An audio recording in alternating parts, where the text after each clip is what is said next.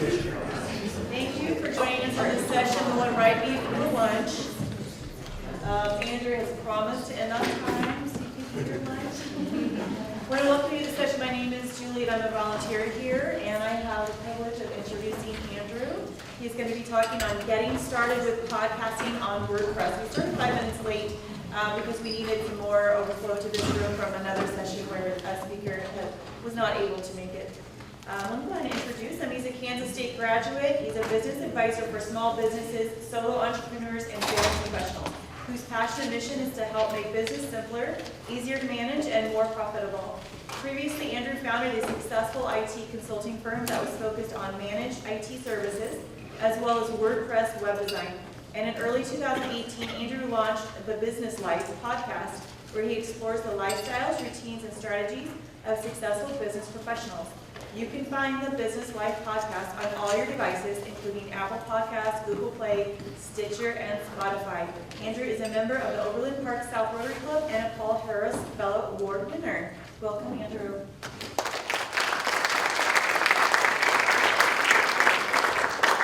Thanks, Julie. I'm really excited to be speaking to all of you today, and so glad that so many of you showed up to my talk. I know that there was a cancellation in one of the other talks. So if you were hoping to go to that one and you're stuck in here, I'm very sorry. I was actually joking with my wife earlier this week. I told her that if she didn't come, then I'd be speaking to an empty room. So I'm glad that didn't happen. But we're going to be talking podcasting today, and specifically how to integrate your podcast with your website and use it effectively in your online marketing.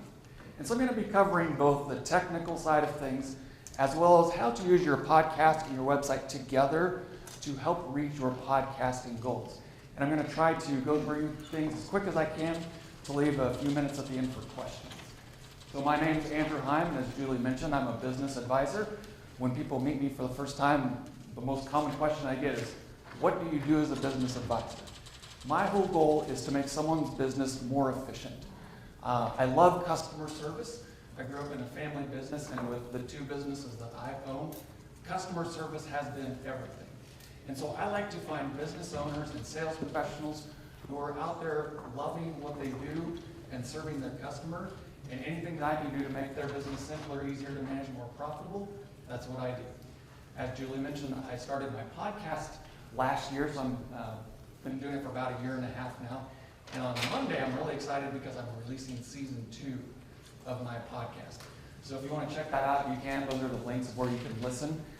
I have 2 different styles of shows. So I do interviews with successful business owners, and then I also do my own solo episodes where I will talk about a specific topic. And I started out having a weekly podcast, and it just got to be too much for my schedule. So I decided to go to the season-based approach. So every quarter I'll come out with a new season of my podcast, which will be 6 episodes, and I'm going to release them all at once. So I'm really excited about how this new season format is going to go. And in a previous life, I started and owned an IT and web development company where I did primarily WordPress websites. I ran that company for about 6 years, and I got to a point where I was either going to have to start hiring someone to help me out, but I enjoyed working with people more than I did working behind a computer all day long. And I had the opportunity to someone who was just getting started in the same business to pass my business to him, and that's how I started doing business advising 4 years ago. More importantly, though, this is my family, so my wife Lauren's actually in the back here supporting me today. And that's our dog Bear, and you can see how real excited Bear was about taking pictures. But we told him since it was Christmas time, he had to do it. We live in Olathe, which is, if you're not from around here, it's just a suburb of Kansas City here. I love to do anything outdoors, so tennis, golf. If you drive by the golf course and you see someone whose swing looks like Roy McIlroy, that's probably not me. My wife also calls me Chef Andy because I like to cook, and then it says I'm an old-fashioned guy, which is true. That's actually my favorite drink. So after this, if you want to grab an old-fashioned, talk podcasting or business, I would be all about that. So how many people in here actually have a podcast currently? Perfect. How many people in here have ever thought about starting a podcast? So that was just my thought a couple years ago was, I think it'd be neat to have a podcast someday. And it wasn't really because I was listening to a lot of podcasts, but I listened to a lot of talk shows on XM radio. And what really captivated me was the radio show host's ability to consistently connect with an audience. And I thought that was really neat. I listened to a few podcast episodes, and so I thought that it would be fun not only to talk about the things that I'm passionate about, but if people wanted to listen, they could. And if they didn't want to listen, they didn't have to, unlike you who stuck here for the next 30 minutes. I don't feel bad if you want to get up and leave, that's perfect. But I'm not a big talker, so having a podcast was something that I said, I'd really like to, but probably won't ever do it. I followed a guy named Pat Flynn, who many of you may know, who's a genius online marketer, has a very successful podcast. And a couple of years ago, I kept seeing his ad for his podcasting course about how to start a podcast called Power Up Podcasting. And it was kind of just like a sign for me. And he only had enrollment open for a couple weeks. And so I thought, if I'm going to ever do this, maybe this is the time. So I purchased the course, went through the course, and in February of last year, I launched my podcast. So heading into it, I really had two thoughts. Number one, this is going to be fun. I think that, being able to interview guests is something that I'm really looking forward to, but just talking about business and lifestyles of business owners is going to be great. I also wanted to use it for a long-term marketing strategy for my business. I knew heading into it that it wasn't going to be this overnight thing where I got thousands of listeners and lots of customers from it, but I knew that the longer time went on, that it would be very beneficial to my business.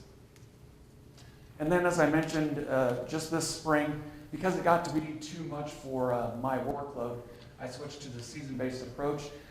I'm excited because not only will it give me more time to batch 6 episodes for 3 months, but it's also going to allow me to produce the highest quality content for people and also find the best guests to be on my show. So I'm interested to see how it's all going to turn out. Those are the ways where if you want to go listen, you definitely can. How do I put it into my marketing strategy for my business? Well, number one, the biggest thing that my podcast has done for me has been to add instant credibility to my business. So since I started my podcast, I haven't really changed much about who I am as a person. I haven't really changed much about what I do with my business, but I started a podcast. So when I go to talk to a business group, or I go to a networking function, or I meet someone one-on-one and I tell them I have a podcast, instantly they think of me as a more credible business advisor. So it's been probably the biggest change that I've noticed in my business since starting a podcast. When I go to reach out to guests who I interview on the show, a lot of times these guests are very busy, don't have a lot of time, and normally wouldn't give someone like me the time of day. Well, when I want to interview them for my podcast, they're extremely excited and they want to be on your podcast. So that's another way that it's added credibility to me. For someone like me who does business advising, no one's going to hire you as a business advisor after meeting you for the first time. They have to get to know you and trust you. And so one of the things that podcasting has done, if they listen to my podcast, is they get to know not just about my services, they get to know about me personally and who I am and my philosophies.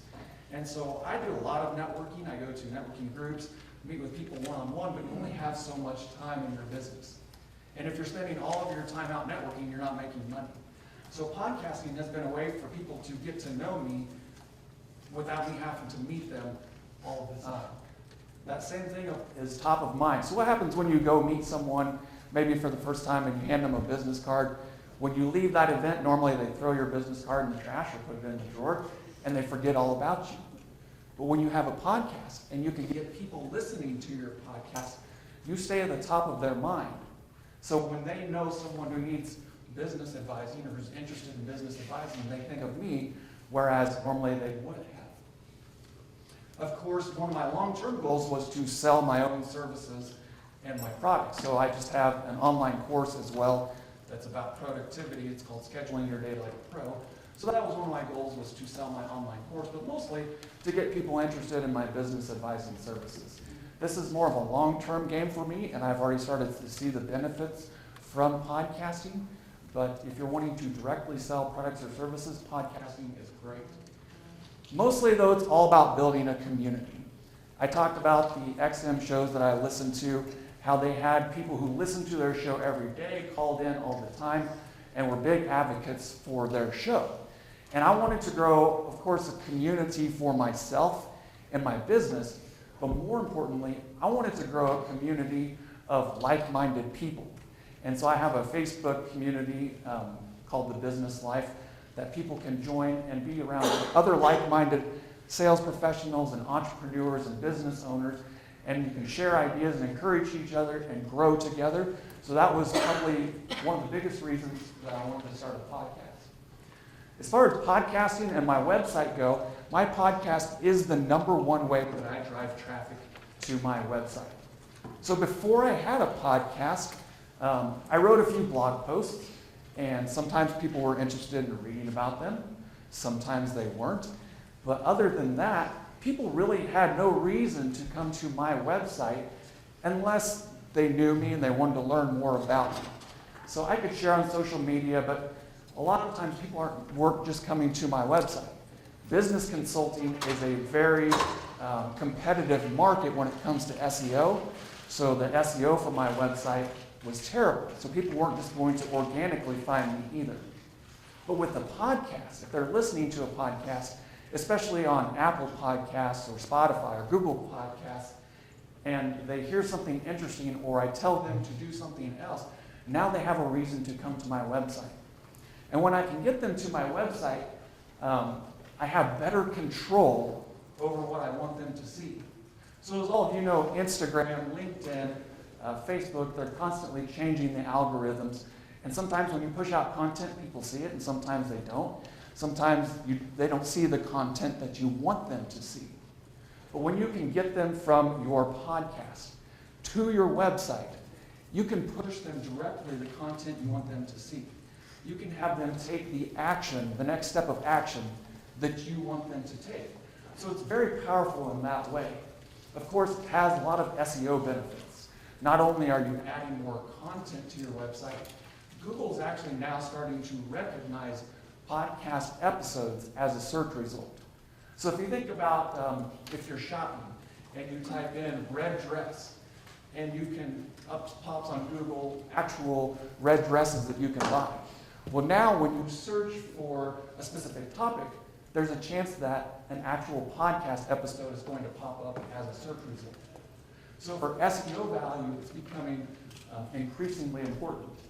And then one of the biggest reasons that people have a podcast is to try to grow their email list. Just like with your website where you have control over what you want to feed your customers, your email list is the same thing. You can feed them the information that you want them to see, and you have complete control over it. Looks like my little clipboard. Or it just froze. There we go. So, let's talk about the technical side of integrating your podcast with your website. So the first thing you're going to want to have is a home page for your podcast. And you have to decide whether your podcast is going to have its own website or whether you're going to integrate it with your current business's website. So for me, because my podcast is about business, I integrated it with my business website. If your podcast isn't necessarily about your business, or you don't have a business website, maybe it's about a hobby that you have. That might be a case where you want to create a separate website for your podcast. But deciding, no matter whether you put it on your own website or have a separate website, you're going to have a home page for your podcast. And on that home page, you want to have a little bit about what your podcast is about. Oftentimes, when you meet people, you're going to be directing them directly to your podcast's homepage. And if they don't know much about you, or if they don't know anything about your podcast, you want to tell them at least a little bit about it so that they know what they're going to be listening to. Links where people can listen to your podcast other than your website. So most people who are listening to your podcast are not going to be listening on your website. They're going to be listening on Apple Podcasts, Google Podcasts, Spotify. You want to get them to subscribe on those apps so that they constantly get your most recent episodes. So on your podcast homepage, having links to where they can go to subscribe is really important. It's a great idea to have a little bit about yourself. People want to know who the face of the podcast is and what you do, especially if they've never met you before and they stumble across your podcast or you're telling someone in person about your podcast. Once you get them on your podcast homepage, what you want them to do is start listening right away. So what a lot of podcasters have on their homepage is their most recent episode that people can listen to. I chose to go to an episode directory approach. So on my podcast homepage, I have my 4 most recent episodes, but people can also scroll through and see all my podcast episodes right there on the homepage. And they can find maybe one that's the most interesting to them and start listening right away. Categories. So on your website, just as if you were going to blog, you have different categories. You're going to do the same. You want to do the same thing for your podcast. So the categories, examples that I have for my podcast is I talk about sales, I talk about time management, I talk about goal setting. Those are different categories, and it's a great idea to include links to those different categories on your podcast homepage. So that if someone comes to it and they're interested in podcast episodes related to sales, they can easily find those. And then what I'm going to talk about the most today, and the most important thing, is to have a call of action. When you get them to your website, what do you want them to do next? And on your homepage, it can be as simple as, hey, subscribe to my podcast. It could be as simple as, hey, would you mind sharing my podcast? But you want to have a call to action to get them engaged. So I'll show you a quick look here at what my podcast homepage looks like. So this is my podcast homepage on my website. It just has a kind of a banner image there at the top. Scroll down just a little bit. It has the description of what my podcast is about and where they can listen to it. And then this is my episode directory. So it shows the 4 most recent episodes that I have, but people can also scroll through all of the episodes. It has just a little short blurb of what it's about, and then they can click on it to listen. And then most importantly, down below it says, hey, if you're digging the Business Life podcast, how about you subscribe? Or leave me a rating on Apple Podcasts, because that's big for getting found. And then down below that, I also have a form that people can fill out. That way they can leave me comments and let me know what they think. Or if there's a topic that they want to hear in my podcast, they can let me know about it. So those are my calls to action on the homepage of my podcast. Where the real magic happens, though, is the episode show notes. So for each episode that you have on your podcast, you're going to create a new post on your website, just like you would a blog post. And I'm going to refer to these as the episode show notes pages, but I just want to be clear that it's actually a post on your website. So on your episode show notes page, number 1, you want to have an episode player. And this is where people can actually listen to the episode right there on the show notes page. And there's 2 different ways to do that. Number 1, you can embed a player. So I didn't mention yet, but if you're not familiar with podcasting, you do not want to host your podcast audio files on your web server. It requires too much bandwidth. There are specific companies out there, that's what they do, is they host podcast files. If you want to have a good podcast hosting company, I use Libsyn. There are a lot of them out there. Podbean is another popular one. But when you upload your episode to your podcast hosting company, they will give you a little snippet of code to embed the player right there in your post so that the player shows up, people can actually listen to the episode. I actually use a plugin for WordPress called the Smart Podcast Player. So this was actually created by Pat Flynn. And there's a couple advantages to using this player. Number 1, it allows me to customize the look of the podcast player to match my website. With his specific player, I don't know that any other player does this, it has a subscribe to email button right there on the episode player. So that someone, all they have to do is enter their email address and boom, they're subscribed to your mailing list right there from the episode player. So It has a couple of advantages. It is $98 a year. If you're interested, that's my affiliate link right there that you can check it out. But I feel like it's a lot easier to integrate with your website if you have a plugin. An episode description on your show notes page is important because when you're sharing about your episode using the link to the show notes page and people land on your show notes page, you want to tell them a little bit about what the episode is about and get them excited enough to actually listen to the episode. Right along that same line, I like to include an episode recap.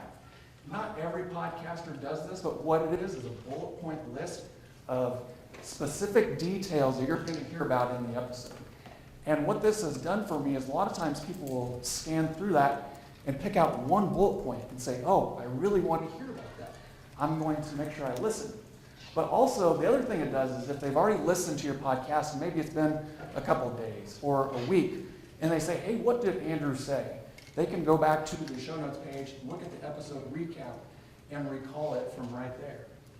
Do you ever put like a time code on those bullet points so they can find the spot in the... I don't, but actually, that's a great idea because with the plugin, you can mark specific times throughout your podcast so that if people want to skip to that specific point, it's very easy to do. So that's a great point. So what did you say, link your bullet points? Yeah, so like if I talk about the 2 reasons why you're wasting so much time, but it's not until minute number 9 in my podcast episode, I can actually create a little stop point at minute 9 in my episode so that people can fast forward to just that point. And then in the episode recap, out to the side I can put, hey, this is at minute 9 during the episode. So that's a great idea. If you're interviewing people for your podcast, it's always nice to include a short bio and a picture of them, as well as links to where people can follow them on social media or visit their website to add value to the guests that you're interviewing. Also on your show notes page on my sidebar, I have a little blurb about myself because again, if people are stumbling across my podcast or finding me for the first time, I want them to at least know a little bit about who I am and what I do. I also have a list of my 5 most recent episodes on the sidebar, as well as the categories that I was talking about. So if someone's interested in listening to more episodes about time management, they can easily click on it and do that. An episode transcript is not something that I have done yet, but that a lot of podcasters do. So that's getting your audio file transcribed into text and then putting that text on your show notes page. Obviously, with this much content, it adds a lot of SEO value to your website. A lot of people like to read the transcripts as well or search for things. Again, I don't do it, but there are companies out there. Rev.com is one of the most popular ones. So for $1 a minute, they'll transcribe your audio into text. So if you have a 30-minute episode, it's $30. Of course, just like with a blog post, having a featured image, if you'll notice on my podcast homepage, it was a square image.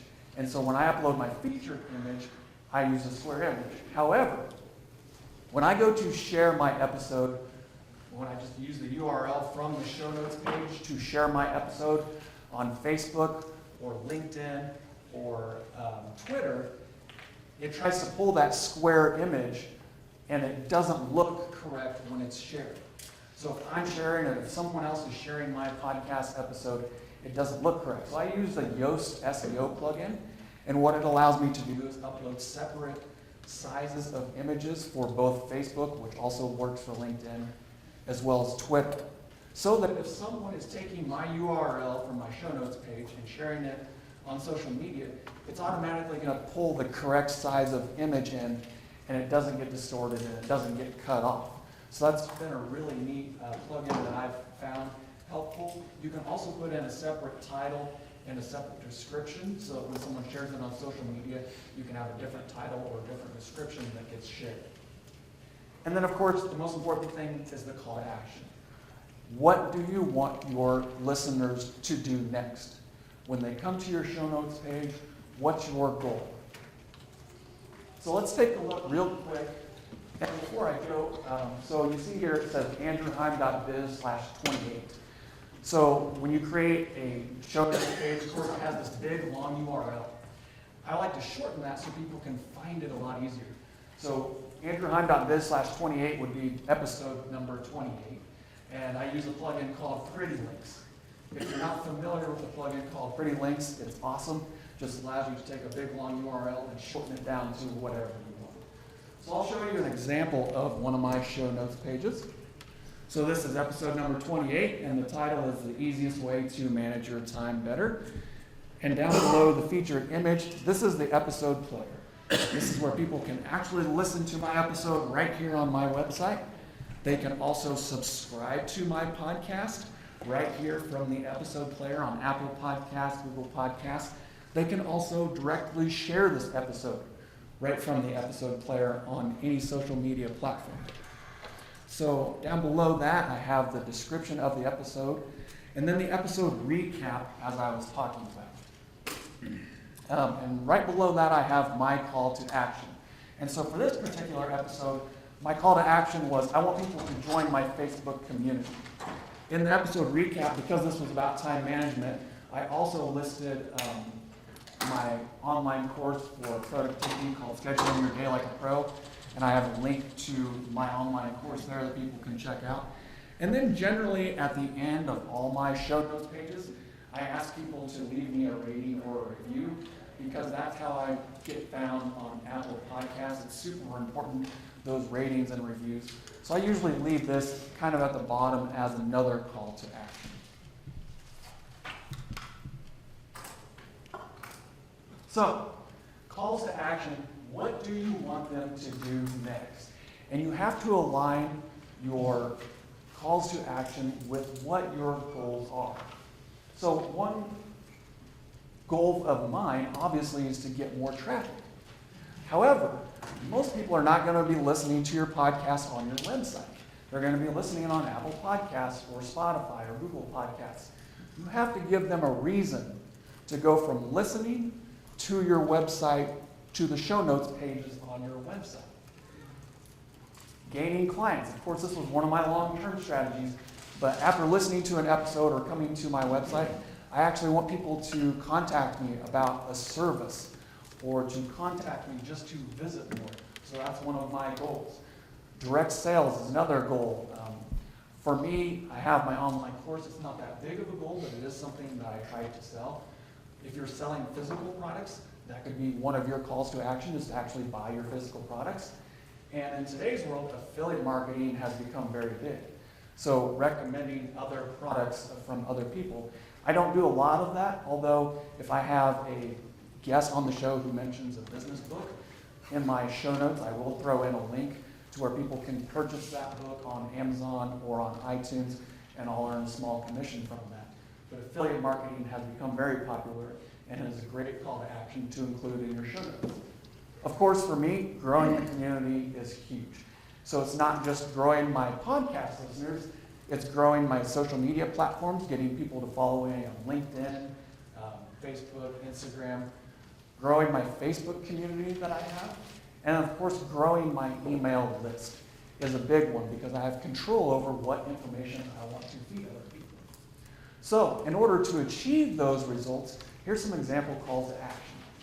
Sometimes my only call to action is to subscribe to my podcast so that I can get more listeners.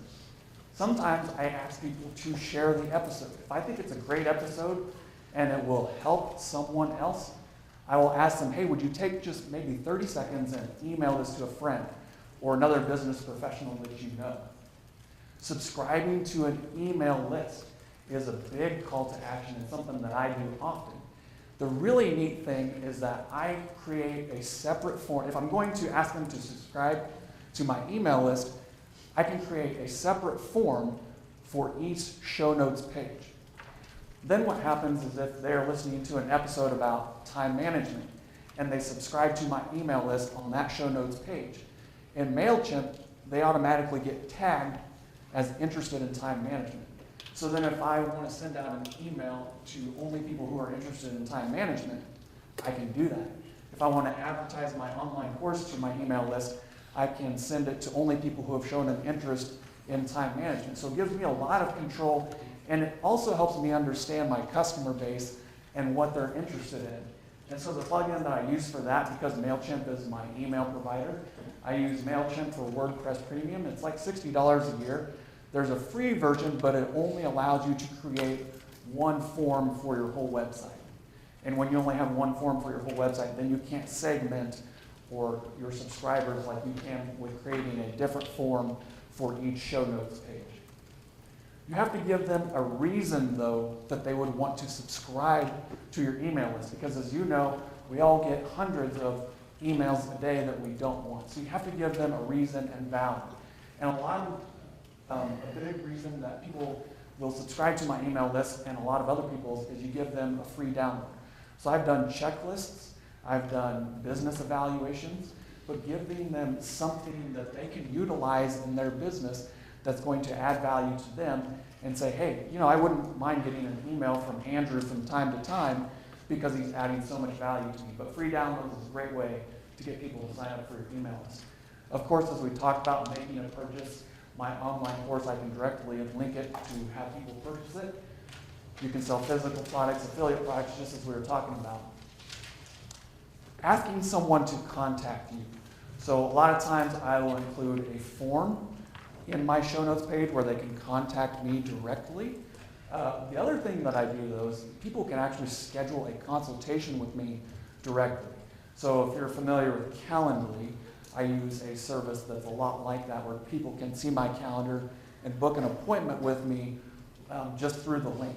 So if I'm talking about a specific service that I offer in my podcast episode, then on the show notes page, I'll include a link to my calendar where someone could actually get on and schedule a consultation with me. I use Contact Form 7 when I do put a contact form on my website. That's the plugin that I use. Joining my community is another, as you saw on the episode show notes page that I showed you. I included, hey, join my Facebook community. Sometimes I ask people to follow me on social media as a call to action to me.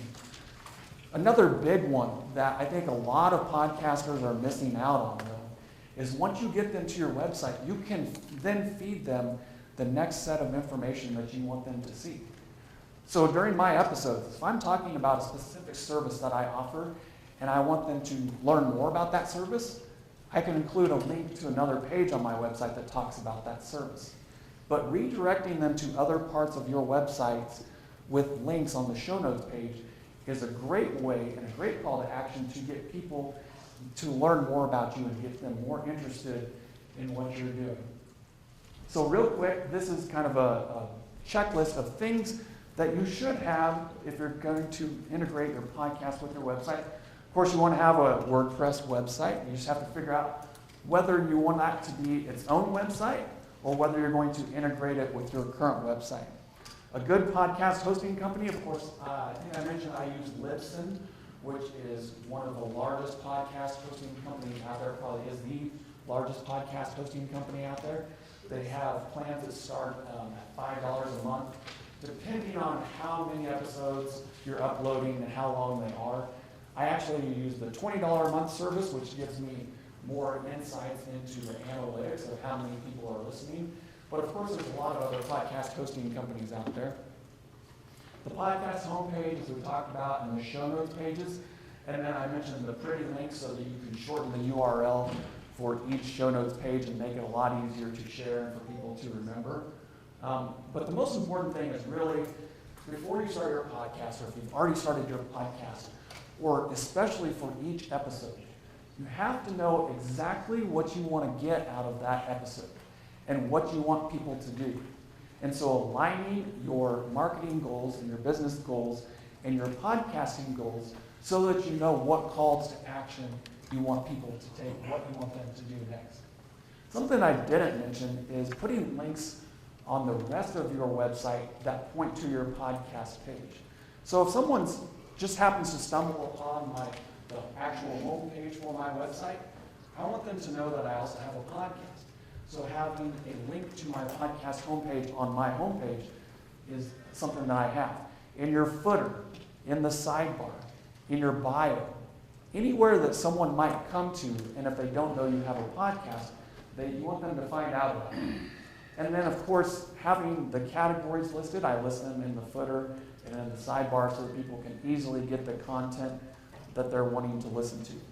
So, of course, these slides will be available afterwards, but these are the plugins that I mentioned throughout. There's a couple plugins that I didn't mention.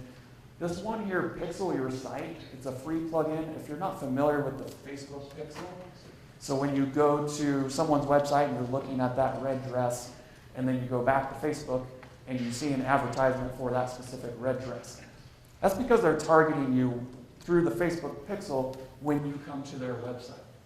So what this Pixel Your Site plugin does is allows you to integrate the Facebook Pixel with your website so that if, in case you wanted to run Facebook ads later on, I can specifically target only people who have visited my website. I can specifically target people who have listened to podcast episodes relating to sales and target an ad on Facebook that way. But that's something that I do use from time to time. And it's just a great way to also gather some stats as well. This WooCommerce memberships at the bottom doesn't have anything to do with podcasting, but that's the plugin that I use to sell my online course.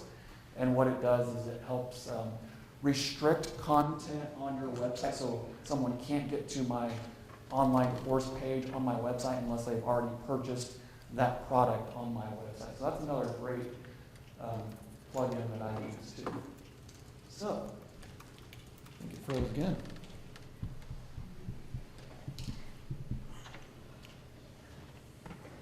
That's what I have for you today. I hope you will check out my podcast, but what questions can I answer for you? We have just a few minutes before lunch. You use a camera to capture the video with the podcast? I don't. A lot of podcasters do audio and video, and so they'll upload the video to YouTube and upload just the audio for the podcast. It's not something that I do, and the people who I've talked to says it takes them twice as long than to edit it. So for me, it's not that important, but if you're podcasting, if you're trying to make that kind of your main thing, then yeah, I think it might be something good to do because people can find you in two different places. And second, do you use a script? I mean, do you find scripts, like for different types of interviews, you have to have a script that will, can you buy generic scripts that? I'm sure you could. So for interviews, I typically plan out the questions that I'm going to ask them in advance. I don't use someone, I didn't buy a script or anything like that. I just kind of, most of the time for an interview, when I ask someone to interview them for my podcast, I have a specific reason for asking them to be on my podcast. So one of my episodes coming up in my new season is about a company it's a whiskey brand here in Kansas City. And it stopped in 1919 due to prohibition. And just recently they restarted it in 2014. They started resurrecting the brand and making it again. So I wanted to have them on my podcast because how cool is it that after 100 years they're resurrecting this old whiskey brand? So I have sort of an idea of what I'm going to talk to them about, and I build my questions based off of that. For my solo episodes, I usually just create an outline. I found that when I would actually type my script or try to do it like that, it just doesn't sound natural, doesn't go as well. And even though I'm not one for words, I just try to have an outline of what I'm going to talk about and then just run with it. I'm not sure if you can buy scripts or anything like that. That's not something that I typically do. Do you think there's a benefit to either having your podcast on the same URL as your website or having them on a separate URL? Yeah, so definitely if you're just pointing people to your podcast, it's a great idea to have its own URL that just points to the homepage on your website. For me, I would much rather people know my main website since it's just my name, andrewheim.biz. That's more important for me, so I think I do own the Business Life. The businesslife.com was taken. I think I own the businesslifepodcast.com, but I don't have a separate URL for it. It really just depends on what you're going to use it for, I think. In the back. Yes, very good presentation. Thank you. Can you give us an idea from your experience, what do you think the attention span of the listener is? How long, I mean, I know, well, maybe you can tell us what you feel is a good podcast, but what is the attention span? Yeah, so that's a great question. So in my description for this talk here, I talked about how there's 500 million YouTube channels out there. But in early 2019, there was only 750,000 podcasts. So podcasts has really been booming the last couple of years, but it's still kind of in its infancy stage. When it comes to viewership or listenership, for YouTube videos, I think the average length of time that someone watches a YouTube video is less than 3 minutes or something like that. With a podcast episode, 80 to 90% is what people are listening to. So if you have an episode, people are going to listen to 80 to 90% of that episode. And most podcast episodes that I've seen are 30 to 45 minutes long. I try to keep mine at 30 minutes or less. If I have an interview, it typically runs maybe a little bit over, but especially for solo episodes, usually around 20 minutes is what I try to cap it to. But I will tell you that when people do listen to your podcast episodes, they are listening to almost the entire thing. So you have them engaged for a lot longer than you would on another medium.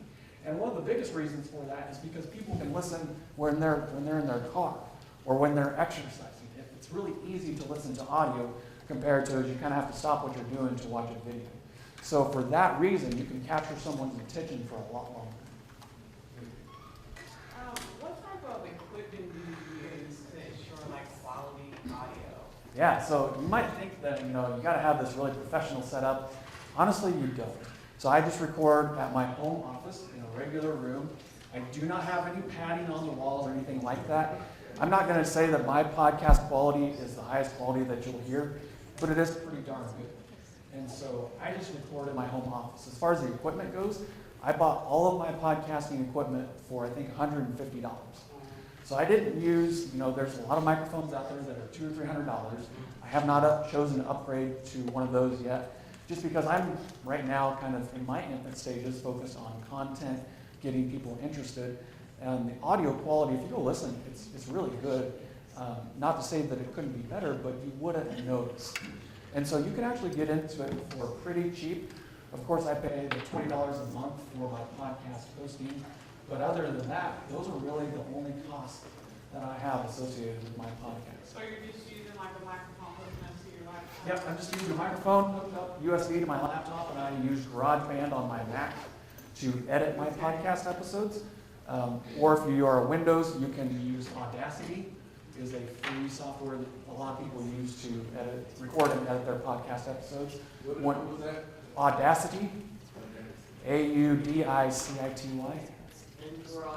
GarageBand becomes free on your Mac. Well, piggyback on that, if you're here in town, there is a podcast studio at Office Evolution that you can rent for like $20 an hour. It has all the equipment. You just bring your own micro SD card or your laptop. Yep. But the question though is, so you have your podcast episode, it's recorded, it's edited, and it's all ready to go. What is the very next step? Is that getting it onto Libsyn? Yes, so once you have it recorded, edited, you export it from GarageBand or Audacity to an MP3 file, and you upload that MP3 file to your podcast host. So I upload it to Libsyn, and there I have a title for it, a description for it, so that when people are searching, they can find my podcast episode. It will also ask you where do you want to link the episode, so that it takes you to the show notes page. So once you upload it, then that's when I go into my website, WordPress, and create a new post for the show notes episode. And then I embed the player, I type the description, I put my call to action, and then I do this all in advance, so I schedule it to be posted on whatever day I want it to be posted. So I schedule it all ahead of time. And then once it is posted, I generally schedule my social media posts at the same time so that it comes out on the same day too. And you're scheduling it on Libsyn? So you schedule the podcast episode on Libsyn to be released on a certain day and at a certain time. So Apple Podcasts, Google Podcasts, all pull your feed from Libsyn. So you definitely want to schedule it to be released on July 1st or whatever the date is, so that it's not going to pull that episode ahead of time. Mhm. 11:50, one more question. I was just about interviews and equipment. Have you done any interviews remotely? And with that, what kind of equipment does the interviewee need? Yeah, so I actually do all my interviews remotely. Because I work from my home office, I didn't want to inconvenience people to come to my office. And I'm also interviewing a lot of people who don't live in Kansas City. And so I actually just do it by phone. So I call them through Skype. And there's an app that I purchased, it's very cheap, it's called Call Recorder for Skype. I think it was $20. And that allows me to actually record the conversation through Skype. The quality is not the same as if you were going to interview them with a microphone, but it's plenty good enough for an interview. Is that better than using Zoom? No, I mean, Zoom is another great one. I just don't know how to record their audio through Zoom. I'm sure there's You a can, way. it's really, it's Yeah. automatic, you can strip out the Yeah, Zoom automatically saves stuff. perfect. So I will be in the community support lounge for the next 2 hours. If anybody has any questions, I'll be happy to answer whatever I can. Please fill out these surveys if you could for Andrew, we really appreciate it, and thank you.